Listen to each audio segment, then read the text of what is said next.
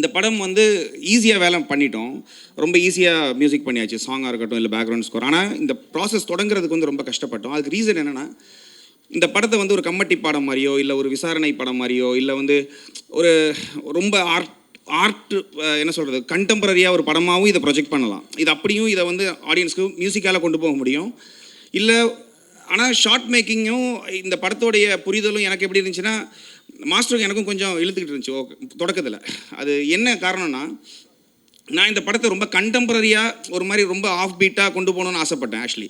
ஏன்னா எனக்கு உண்மையை சொல்லணும்னா அது ஒரு செல்ஃபிஷாக வச்சுக்கோங்களேன். நான் கம்மட்டி படம் அந்த படம்லாம் பார்க்கும்போது, இல்லை விசாரணை பார்க்கும்போது எனக்கு வந்து நம்ம இப்படி ஒரு படம் பண்ண முடியலையே. ஏன்னா நமக்கு வந்து ரொம்ப ரூட்டடாக ஒரு எமோஷனை சொல்கிறது இருக்குல்ல, ஒருத்தன் அடிக்கிறானா ஏன் அடிக்கிறான், அது அவன் உள்ள எமோஷன் இருக்குல்ல, அந்த எமோஷனுக்கு வந்து மியூசிக் பண்ணணும்னு ஆசைப்படுவேன்.